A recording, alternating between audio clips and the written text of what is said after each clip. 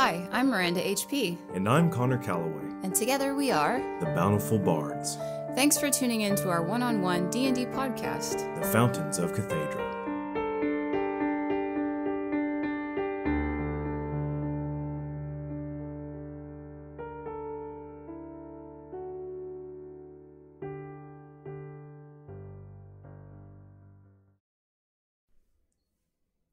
The hands. I got two hands this time, even though I was looking through the little hole I can see right up underneath your monitor. Hello, welcome back, everybody. We're here for yet another session of Will Lia Make It Till the End? We shall see, won't we? With 12 HP and one freaked out Kaslan and a bunch of other stuff, and I'm going to have to explain Kaslan's existence, and it's going to be a whole thing. And then there is a pissy little whiny preacher kid back there probably trying to murder some druids who may or may not survive, depending on Connor's petty level, and we shall go from there. Hold on, let me roll for petty. Roll for petty? Natural 20. I was going to say... They're dead. They're dead. Wow. He put them on pikes. Wow. No, we don't know for real what happened. Wow. What? I rolled a natural 20 for petty. What do you want from me? Is a natural 20 supposed to be the least petty? Wow. I guess natural 1 should be the petty. Wow. All right. My niece. Wow. I will not say her name here. Wow.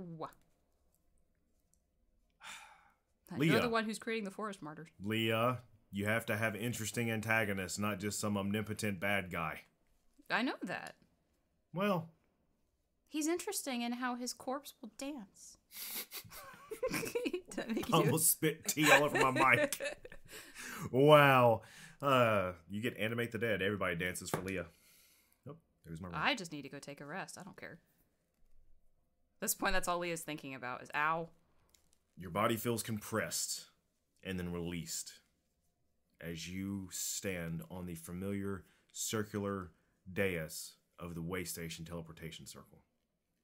You stand in the area where the two other to either side, or the three other in this room, are currently darkened. And standing there before you is your teacher, adoptive aunt, however you like to pronounce it. Because I'm not a bug. Lady in chair, as they say in modern, superhero movies. Prime Regis Thiel herself, looking at you quite concerned. And as she sees you, you are wrecked. Your braid is disheveled. Your clothes are dirty.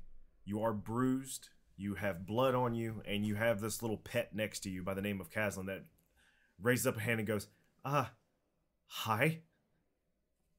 My dear, what happened? What happened? A lot. I need a bath. And then we'll talk. Did they catch you? Okay. But I'm gonna have to report to your parents what occurred. Just quick 5 sentences. As we're walking towards my bath, I will give her a rundown. As your little sparkly friend comes running up to greet you, and then looks, and then pauses in front of you and stops shocking. Oh no!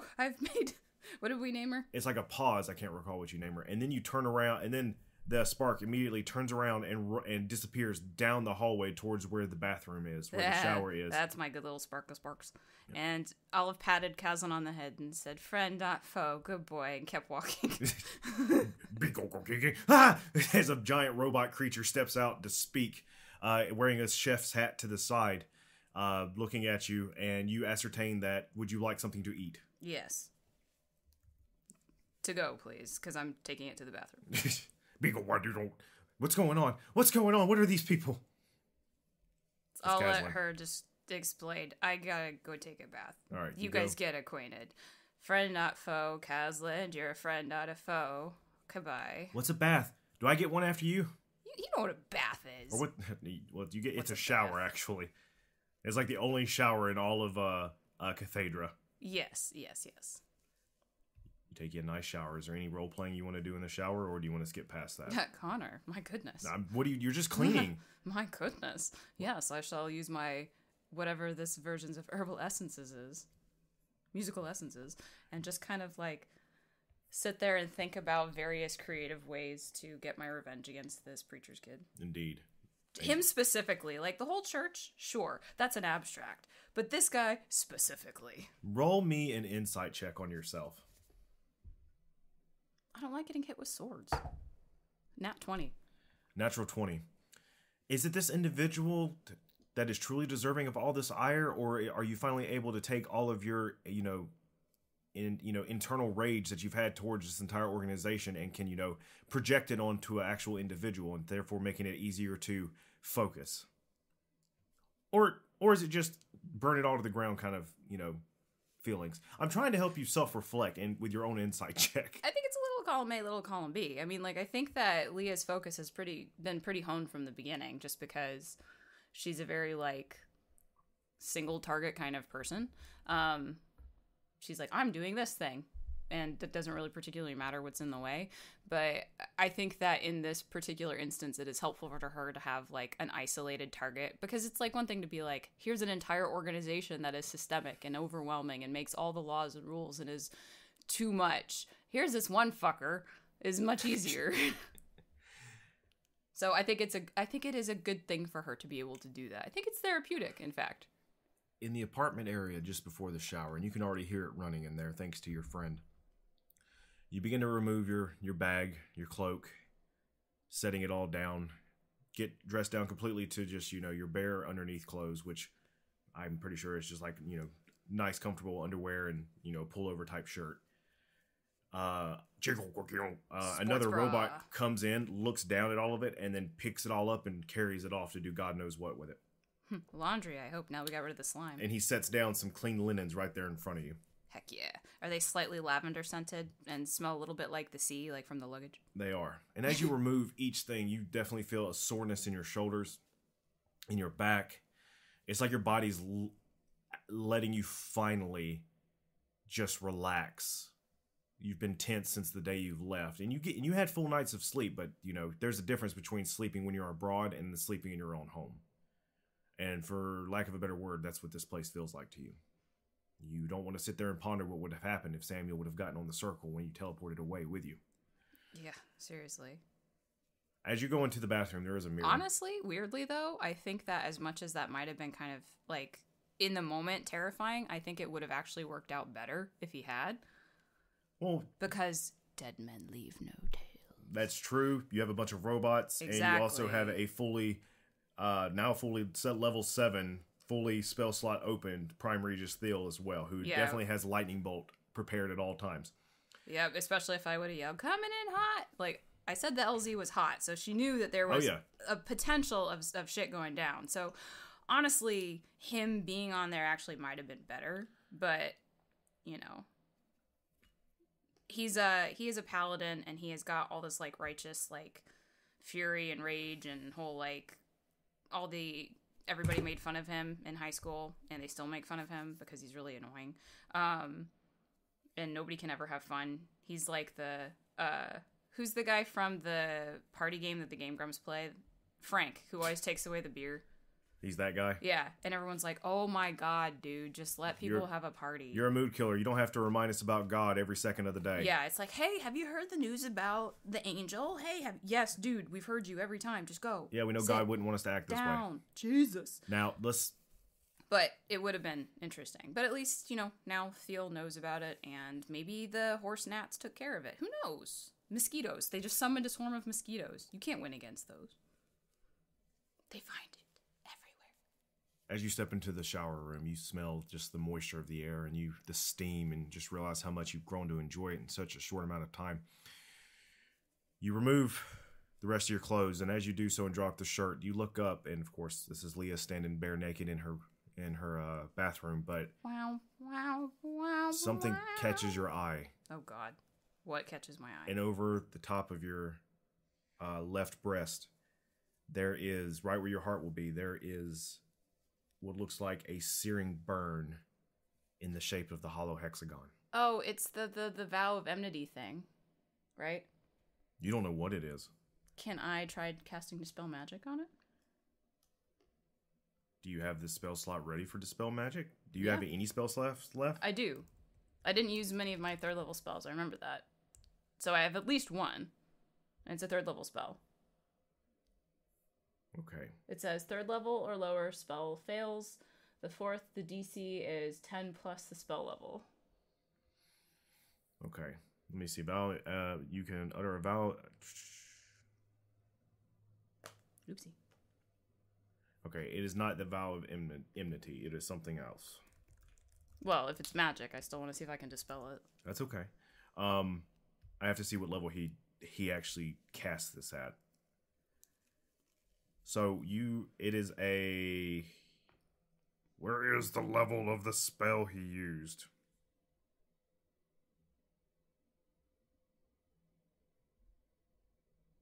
Okay, so it's 5th level. Okay. So you have to roll. You're going to try and dispel magic on it and then do... That is a...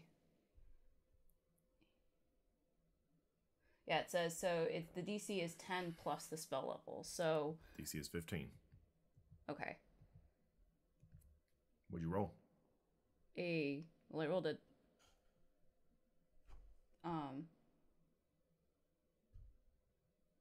The tension's building. So I rolled a 4 plus 7 plus 1. 12? Yeah. So Okay. it doesn't dispel. But I'm going to try again. Okay. You burn another spell slot? Yep. Is this your last one? Yeah. Okay. At 3rd level. And I don't have a higher level spell, so... That's all right. All right, come on, Laura. That works. 19 plus 1. 19 plus 1. You put your hand on it and try and calm your heart because you don't know what's going on with it, and calm your breathing. And you reach out with the new senses you've been developing since the fountains have been opening, and you can feel the magical pulsing energy of whatever this is on you. And you try not to match, you begin humming to try and match the rhythm to make sure that you have it. And as you're doing so, and you project magic into, you basically bring forth these sources of magic within you, and you mid-hum, you pulse in the opposite direction and hum in the opposite direction of this remedy, trying to distort it as you would know how to do. Yes. And it doesn't work. The spell overpowers it, and you try not to panic, and you try again. I'm too pissed off to panic. And this time, you are able to reverse and cause this scar to fade. It's still there for now, but the magical essence of it is quiet as this magic is dispelled. Was it some kind of tracking thing? You can roll an Arcana check, or you can ask Theo later on as well. Well, I'll check for myself right now because it's my naked body and I'm pissed about it. That's okay. Ooh, that's a good one. I rolled an 18 and my Arcana is plus 5.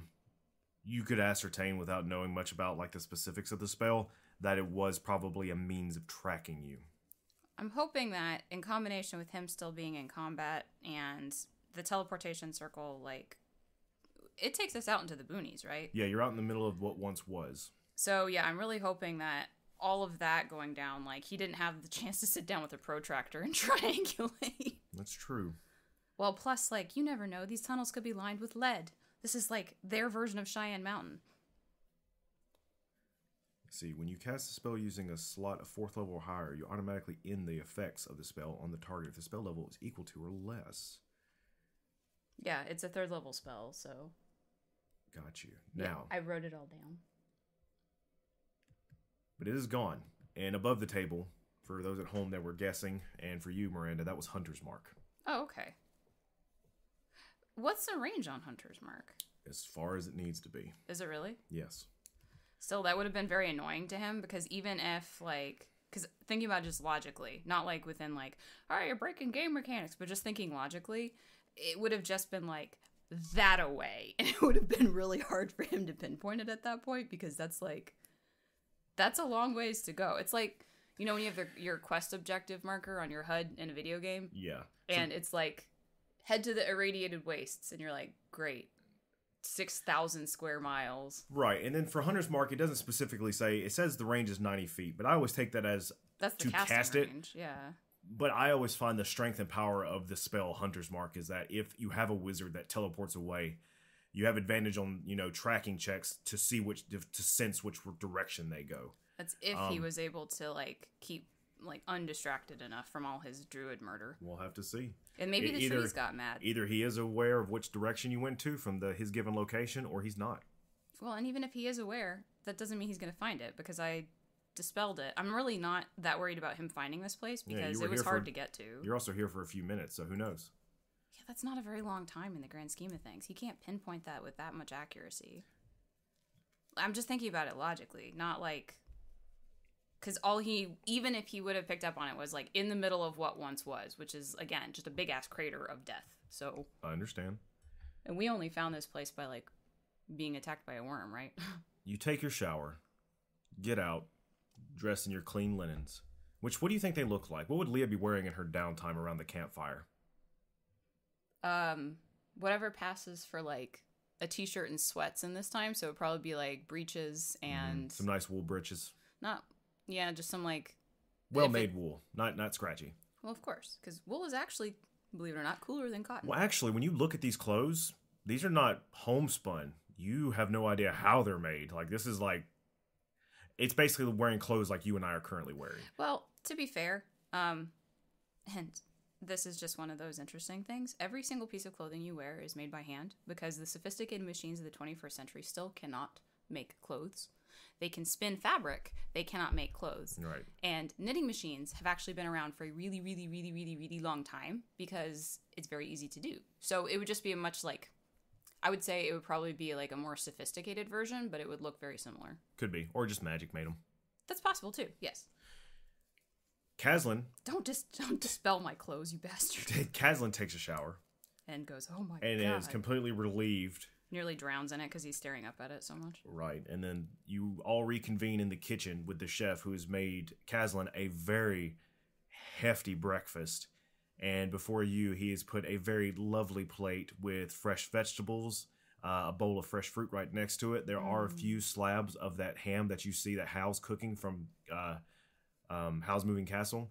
Those are bacon rashers, yes. Yes, and a boiled egg. Heck yeah. As well. But Kaslan, you're eating Studio Ghibli food up in here. Yeah, and that's definitely what Kaslan's having, except he has pancakes. Theo is there with a cup of that delicious coffee that you've discovered. And she's sitting there looking at both of you, and she's like, "My goodness, you actually did it. We wasn't expecting you. You wasn't. She like glares at you. You wasn't supposed to activate it. Yeah, well, it was there, and it was a do or die kind of moment. Yeah, definitely do or die," Kaslan says between a mouthful of food. And Phil immediately looks at him and goes, "Do not speak with your mouth full," and then turns back to you. And you see Kaslan pause. It's definitely that voice where you find yourself automatically obeying and then thinking about later why you did. Absolutely. And Kaslan's like, is an orphan. It is like, this is the first time he's had a parental voice hit him. It's like a combination of parent, preschool teacher, and like librarian voice all in one. Indeed. You remember what she did with Jimothy. Yeah. So, oh yeah. Maybe Theo, and as you look at her, she kind of winks at you a little bit with a smirk, and maybe Theo has a soft spot for rough and tumble, bumbling boys, and, correcting them. Might as well. Somebody's gotta. So you open the fountain. Yep. And then this Samuel showed up. Yep. Who's one of the devoted. Seems that way. All right. Do you know who the devoted are, right? Yeah, they're basically what I mocked him for being, is the ones who took it way too seriously. And that they're the ones that showed up in etchings to hunt us down. They're the inquisitors of the church. Yeah, they have no life. They have a life, and it's dedicated. They're dedicated. They are the arm of the church. They have no personality.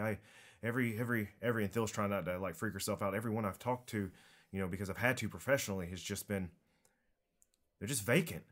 They have no individuality. They just see themselves as extensions of the angel. And I've heard worse tales. I'm just glad you made it out alive. How are Mom and Dad and Jimothy? All right. Reports. Right. I think it's been 5 days, and they're supposed to return in 2. Uh-oh. That's fine. It's fine. Your parents are fine. Your father's in etchings, and he has gotten along great. He's actually, he touched base with Cleric Carmine, and he also had another individual show up who was looking for you, named Shala. Do I know who that is? You do know who that is. That is the barbarian. Oh, that's right. Yeah. Yeah, I know it's been some. That's all I had to say was who it was. So it's the redheaded barbarian that said that she was going to carry you off Dad one day. met my girlfriend. I hope they got along. And your mother's also fine. She's still doing her investigation in Unbrecken. So she says she's close to also discovering the fountain there. I'm not exactly sure. And Jimothy? I haven't heard from Jimothy in 3 days. Shit. He hasn't been responding. And where did he go? He's in Hillvane, which is the opposite, about near the opposite side of Etchings, on the southern coast, I believe. I have not told the others because I was told to give him a couple of days, but I'm starting to get a little uneased by his missing. Okay. And Kaslan goes, "Did he get caught? Is that what happened?" Dill goes, he could have gotten caught, or he just could have always been in a situation where he couldn't respond, and I only have so many spell slots. But 3 days in a row just seems... And at the same time every day, I would hope he would be smart enough to, like, get away if he could. So I don't know. But we knew the risk, right? I don't think it's a good enough risk, but... So... Well, I am completely out of spell slots at this point. You are in no shape to go after your brother. Not right now. In the morning, maybe. And in the morning, maybe. I'm going to reach out to your parents and let's update them as well. And maybe we need to recall both of them and the three of you go. And even I could even leave if need. Oh, I got to stay here. The four of you can go, or the three of you with your friend over here, Mr. Kaslan, can go and try and rescue him. What I think we need to do as well, and I'm going to beckon to the chef. I think we need to make sure any defenses this place have are online, because one of the last things, and I pulled down like my shirt a little just to show him. I dispelled this, but I think he had some kind of tracking sigil or something on me. I don't know. I don't think he'll be able to pinpoint this just because we are in the middle of absolutely nowhere, but I don't think it would hurt to obscure as many of these places as possible. Did he see you teleport? Yes, so I think we should break that sigil on the summoning circle, like scratch it out. I will get right on that. I don't know how to do it. I think all you have to do is, like, all you have to do to damage usually any spells is you just have to disrupt some of the sigils, right? So what She very carefully puts her hands on top of the table as a means just to pause you for a moment. You're right. But from what I've been able to study, and remember, this is all new to me, and the intricacies of this place is almost beyond my grasp now. I've gotten closer, but I have to run the schematics, because with a common magical item, yes, it is possible, but this place is so intricately designed that if I destroy something without knowing the repercussions of it, it could bring down the entire place. But I'm going to get on that immediately and see what I can do. And we can get our little Sparky friends to help, because they know she's got the owner's manual. Oh, yes. She's right. This place is well defended, though. You cannot teleport in and out of here except through the means of the circles. I believe you cannot detect this place either. It is protected from warding. Ooh, perfect. Or scrying. But that doesn't mean you're not going to be protected from scrying when you leave here. They know what you look like and have your name. Well, I do have something that can help with what we look like. That doesn't... I'm not so sure about scrying magic either. I think the glamour doesn't matter as long as they know who you truly are. That's true. But you need to rest. The two of you need to rest. That makes me wonder, Connor, like, how would you even do anything at that point? Because, like, if all they can do, like, no matter where you are in the world is scry, like, what's the point? Like, you can't hide, so I'm not sure how you would defeat that. Maybe we'll find out. Okay. Because I know that we've got Anthony the Automaton. Mm-hmm. Sorry, I'm trying to look for, because I remember we named her. I just don't remember. Oh, you trying to remember the name of your friend? Yeah. Goodness, I hate that I couldn't remember either. And I thought I had it in my notes when I merged it all over, but I couldn't find it just now. I figured we would later. But while you're looking, Theo is definitely going to halt the conversation because she says she has work to do and ushers the two of you off to your bedrooms. Yay. Which you do have your own private area, Leah. And Kaslan's given a freshly constructed bed that just appeared like an extra bed that just seemed to appear out of nowhere. Actually, it's a bunk bed, but you know, it's just out in the regular common area. Nice how that works. Kaslan says, "This is getting heavy." Yeah, how you holding up, bud? I'm fine. I got You said you wanted to go on an adventure. And here I am, being a hero, and I'm happy to be it. And plus, I got a really neat prize. And he pulls out from underneath his cloak a beautiful, ornate golden dagger with a ruby in the hilt. And the dagger is silver. Jane is the crackle orb. Jane, and Willie yes. is the cook. Willie the cook. Anthony is the one that stomps around doing maintenance. Maintenance, right. And he's the one that delivered your clothes. There's 2 other robots. We'll name those later. Well, yeah. Paul and Sebastian. Okay. The murder bots? Yeah. Yay, murder bots. But Kaslan says, I got this fancy knife from the chest in Castle Ordained, so did you get anything? Oh yeah, I'll pull out the rapier. Like from the Mary Poppins bag, so it's like comically keeps going. You pull out the rapier, and it's not. It's a sword. And you couldn't tell exactly what kind of sword because it's wrapped in this very beautiful fabric, but you know that you vibed with it, so that's why you grabbed it. What was the other automaton? Paul and Sebastian, yes. Okay. I'm about to give you a magical item. Sorry, I was writing it down. Okay. Okay, continue. Do you unwrap the sword? Of course. You mean unsheath it?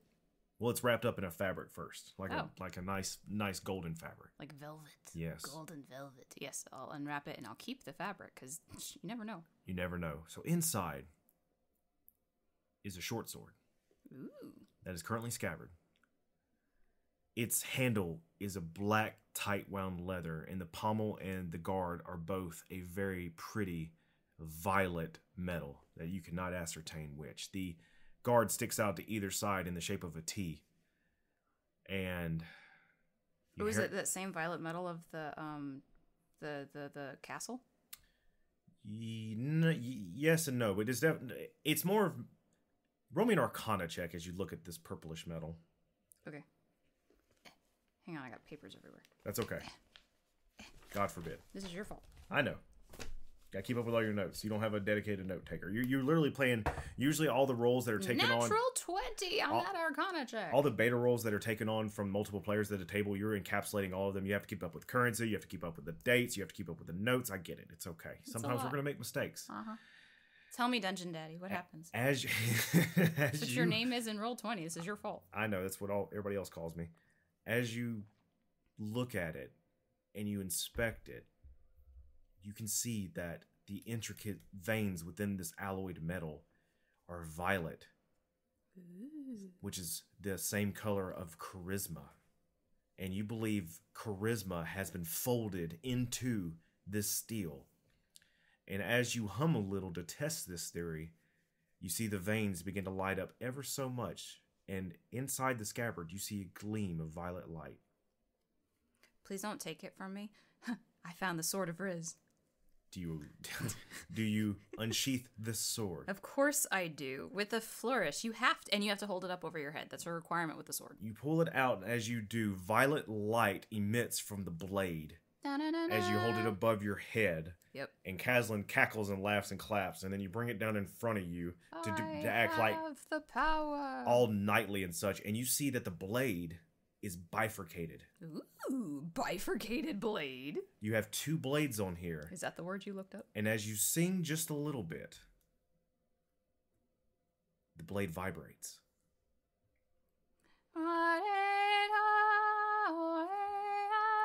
Here is your new weapon.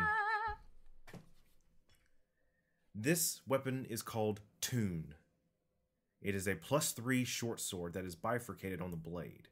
It's a silver blade. It uses charisma as its attack modifier instead of strength or dexterity.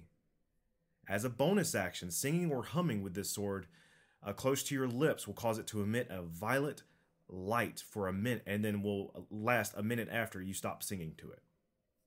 So you can keep doing it. So basically, I gave you the light cantrip like I said I would. Nice. But the cool thing about this legendary weapon is Resonate. It has 3 charges per long rest. When you cast a spell using Resonate, you can cast any spell 1 spell slot higher than you're casting it as. So if you were to cast Fireball at your highest level, you can go 1 level higher. Ooh. But you only have 3 charges. And you can only use 1 level at a time. You cannot dump all 3 charges and cast a level 9 Fireball. Naturally, the more powerful spells you cast from it are not going to be as powerful, but this definitely ups the ante. So what do you think? Let me ask Miranda what she thinks about her new weapon. I think I would like to name it something. I already named it. It's named Toon. But now I have it and I can give it a name. All right, then change its name because mine's not good enough. Well, what I was thinking, which is kind of fun. Okay, so for anyone who does not know, in music, most music is annotated in Italian. So you'll have like, it'll tell you how to play it. So like to play softly is piano. To play softly is pianissimo, like very softly. And then you have forte, fortissimo, bravo, bravissimo, things like that. Those are all Italian notation. So I would name it Italian for revenge, which is, do you know? Off the top of my head? Yeah. No, what is it? Vendetta. Oh. And it's bifurcated like a V. So, the valorous, yeah. But I don't know, like his Italian and so on and so forth. Like, I don't know. What do you think, Connor? Does that vibe with you? I think that vibes with me wholeheartedly. And you look down and across the guard as you whisper this name to it where it says Toon, the words vanish and return Vendetta. I just feel like that's such a good thing to do to a sword when you claim it. You get a warm feeling from this sword as if it appreciates that. It approves. I feel like swords... Did I give Miranda a sentient weapon? Yeah. Oh, what's that you say, weapon? No, it's not talking to me. What are you talking about? At least it's not black blood from the Cosmere. Oh my god, are we going to slay evil today? Can you unsheath me? I want to slay some evil. And that's how he does it in the Audible. And I love it. Black blood is the best. I was more thinking of Grog and his weapons, but... yeah. That's Craven Edge. Yeah. Oh, yeah. Give me more blood. But I like to think that magical weapons, even if they aren't purely sentient, I like to think there is some kind of sentience that remains with them because the will of the caster is wrapped into creating it. Absolutely. So I feel like when they change hands and they're owned by someone else, like in order for them to work, like your own sort of need and push and drive goes into the spells that you cast and your intent. And so when you claim it as your own, I picture that it works better because you aren't borrowing it. It's right. This is mine. I've customized. I've imported all of my browser bookmarks. Like I've saved my passwords. Like you just inspired me for maybe later on between us and not for Leah to know.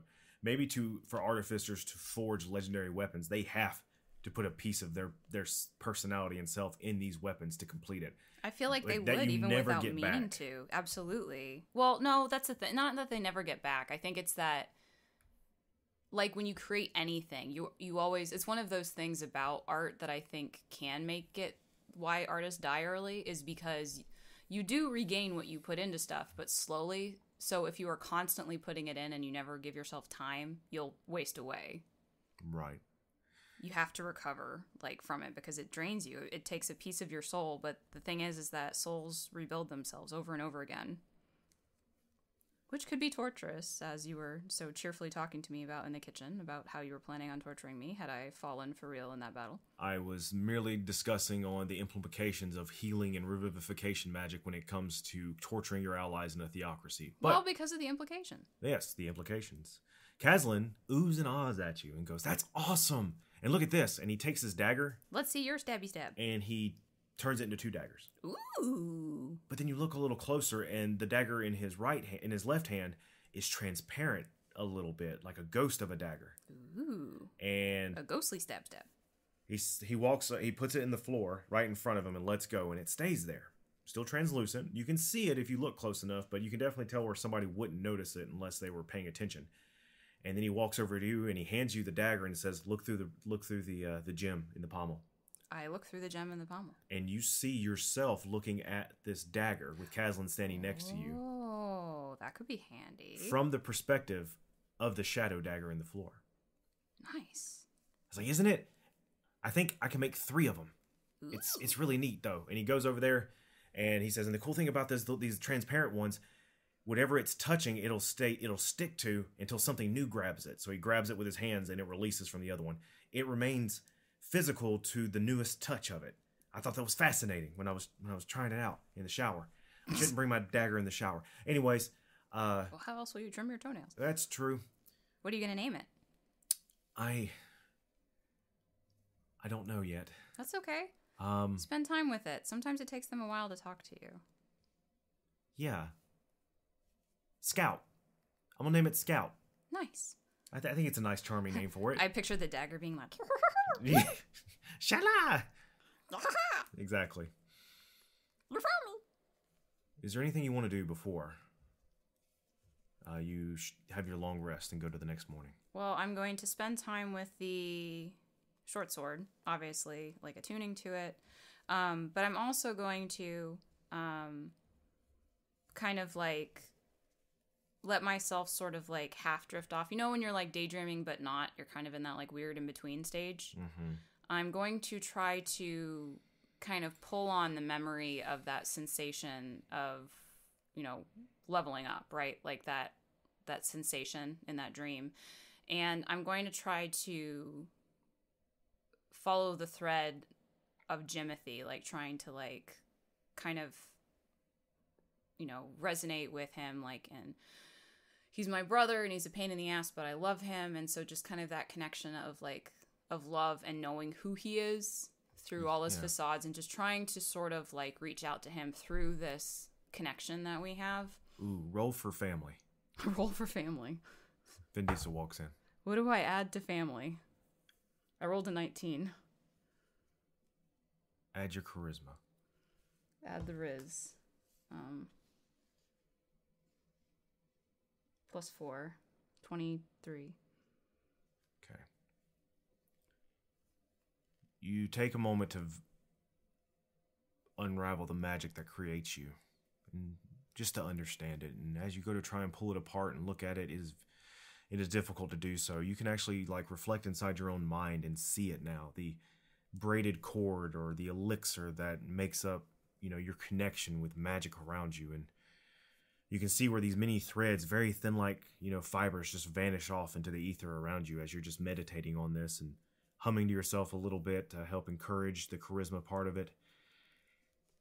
And there are a few threads that are stronger that you are arcana, you know, are through the arts of arcana, you have an understanding that this may be those that are closer to you, and your mind, and maybe it's like when you sit there and consider just how vast the universe is, even for a moment, and your brain is just so overwhelmed by it. It's the exact same thing that you feel as you do this, and you're unable to ascertain anything, even with such a high roll, because the DC was higher, if your brother is alive or not, if he's okay.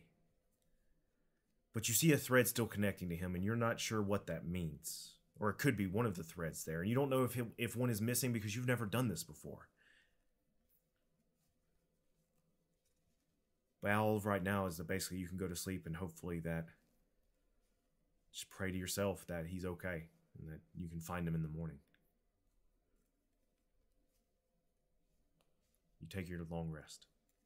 Oh, thank goodness. While you're reflecting on this, your brain just falls your consciousness falls to pieces as you're trying to hold on to it, and you go away. I go away. Goodbye. But then you abruptly wake up in a cold sweat. Oh, great. And your heart is racing. It's over 100 beats per minute. It's like you've been running a marathon, and you hear Kaslan do the same thing as he shoots up as well.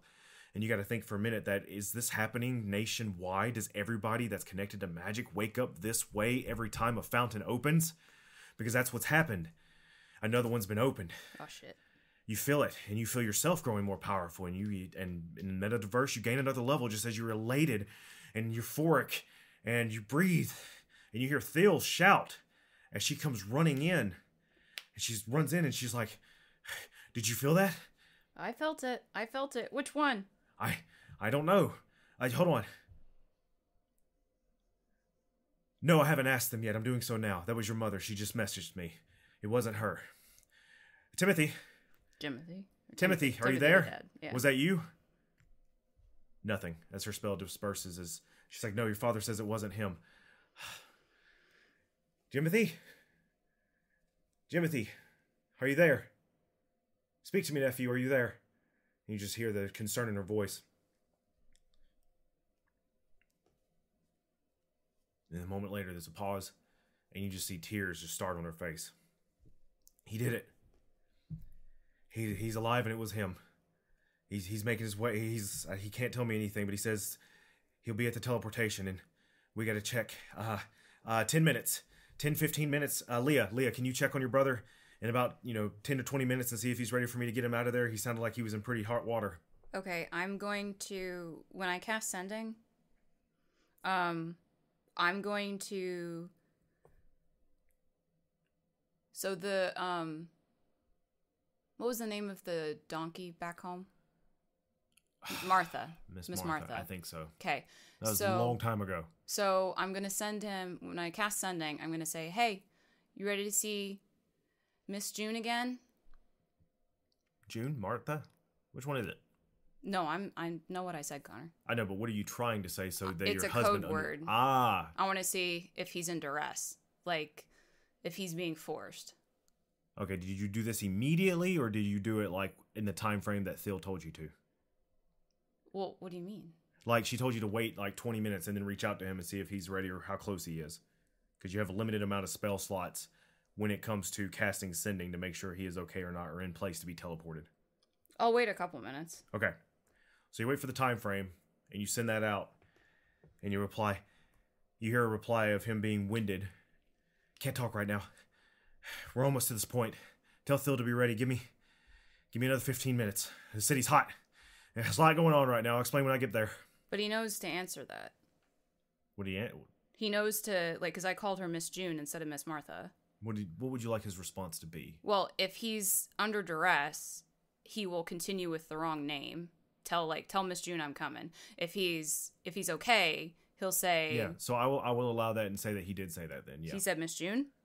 He's saying whichever one makes it to where he's okay. Miss Martha is her name, so he would say the correct name. Okay, so he says the correct name back to you. I apologize, I was getting confused. Yeah, no. Essentially, you got from your brother, he is under duress, but he is not captured. Okay, yeah, that's all I was checking, and he'd appreciate it too. Time passes, and you see Theo working in the engine room, trying to get everything, the dials adjusted. She's looking at a pamphlet that she has, a book open, and it's got highlights everywhere, tabs. And yeah, tabs, and she set the adjustments and gets ready to pull the lever and says, all right, tell me when he's ready. So it was, 15 minutes? So I told her that, so she can have her countdown. Ask him again. You ready? Count down from 30 and then pull it, and if I come, I come. If I don't, try again, if you can. I relay this. She goes, okay. And Kaslan's in there, and he's freaking out. He's like being the biggest hype man he can. He's like excited for Timothy, but also worried about him. And this is just a lot going on. And he's trying to be, the best little brother in the room. Ready your weapons just in case, Kaslan. I'm gonna have fireball prepared. I left the dagger out there by the teleportation circle so we can see. He goes, I'll tell you when anybody's out there. Smart boy. I know what I'm doing. I just need the tools to do it. It's part of growing up poor. Wow. Okay, there was a lot there to that one, Connor. 5, 4, 3. Maybe I'm projecting. 2, 1. Theo, which the lever is almost as tall as she is, gives a hard heave and pulls back. And you hear the whole entire area just a hard thumb that you're not used to seeing because you've always been teleported away when this happens. And you hear a crashing sound in the other room and multiple voices. Well, I thought we were around it. No, so the engine room where the activation is in a separate part. Oh, I was trying to be where I could just like freaking fireball if bad people it's just beyond a door in a hallway. You can definitely lean out and do it. And before you even do that, Kaslan says, it's them. He's got 2 others with him, but it's him. He looks like we did yesterday. And the ones behind him are in like priestly garbs? That he's with? Yeah. Kaslan goes, no. They look like just town guards. Yeah. Well, hit the dirt, Jimothy. No, friend. Friend, not foe. I'm going to come out with my hands crackling. Friend, not foe. Friend, not foe. You look over and there are two individuals standing there, both wearing copper plate and helm. Just your generic looking guards. One of them is a woman gnome who has very short cropped blonde hair and purple eyes, looks over at you and doesn't really smirk, but just kind of looks at you very steadily as if she looks like she's trapped. I hope she doesn't smirk because the fireball's flickering in and out of existence. And the other one next to him is a scaled individual. He is a dragonborn, which you have seen before, of blue scales standing there as well. And he says, so this is your sister, I'd imagine, right? Yeah. Lia, they're friends. They helped me with the fountain. I need to sit down. And he sits down, and the other two sit down with him. I really picture Timothy literally just sitting immediately. Like, he doesn't go anywhere, he just sits. Oh, yeah. He goes, we did it. We got another fountain open. Lia, you're back, so you got one too? Yes. You saved me. I did. You did. There's a civil war going on in the city. We started it. Wow. Okay, so I won opening the fountains, but I think you win for the most drama. Well, it was nobody liked the head of the guards. He's a retiree from the Lance. He was too harsh. These two I found in the prison I got thrown into. This is Slava. This is the Dragonborn, bows his head. Slevasios is my true name, but you can call me Slava or Slavia or anything like that. I don't like kind of the name connotation, but it's a lot easier than saying my true name. Okay. And the gnome? I'm Jill. Hi. This is with a Y. Jyll. How are you? Timothy says, we were breaking out. We had a prison break, and there was like 20 of us. Good Lord. And we were fighting, and I was fighting the commander, and he was a paladin, so he had magic as well, still from the faith, and I was about to die, and then I just felt the burst of the fountain being opened, and it helped me overcome him, and after that we were able to break into the church, find the fountain, and unlock it, and now the fountain of strength is open. The giant red beam just flowing up into all those hills, and the fountain of what? Strength. Strength. Okay, sorry, misheard you. It's red. No, it's so fun. Strength. Strong. Oh, it doesn't do me any good. Right. But that's another. And I'm so tired. Well, I suppose we can get Willie to get you a sandwich or something. Oh yeah, hungry, please. Hey Willie, and the robot sticks out. Please, food for me and my friends here. Any dietary problems? I can't have gluten. God says damn Jill. it, Connor. Really? You bastard. What? Shut up, I'll kill you. Okay, it's good to know about people's allergies. Connor, I will damage you. And the other one goes, I'm fine, thank you.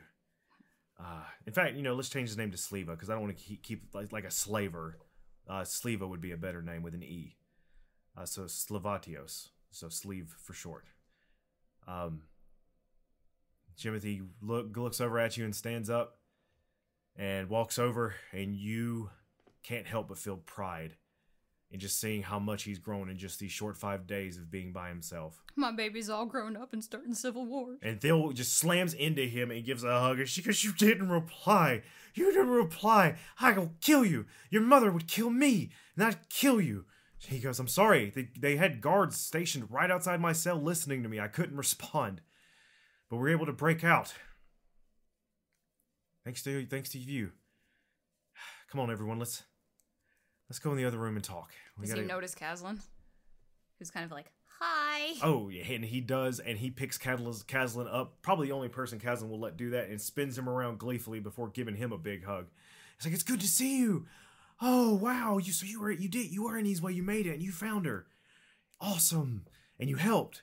That's great, man. I'm proud of you. I'm glad that you were able. I knew you could amount to something, And he says it just so offhandedly and doesn't have any idea how hard it probably punches Kaslan in the gut. Oh. And you are all together as you go into the kitchen to plan. And that is where we're going to end this session. Bastard made me use 2 third-level spells. Indeed, but you get to level up. Well, again, so soon. Do I get them back? Or... We'll see next time. Da-da-da-da! But next time you'll get to plan your next step. And above the table, I'm going to let Miranda know a little bit about what is happening next so I can plan for it. But as of now, we've run out of time. Which is essentially, where are you going to go now? Well, we're most likely going to have to tell Mom and Dad time to pull the trigger. Yeah, and probably provide them reinforcements. Yeah. Which is what you're going to be discussing when we return next time. Say goodbye, Miranda. Goodbye, Miranda. Goodbye, everybody. Thank you for listening. Please leave a review anywhere you found us. You can reach out to us on Twitter at Bountiful Bards. We hope to see you again on the civilized road. And bring bread and cheese. As the story goes, until then.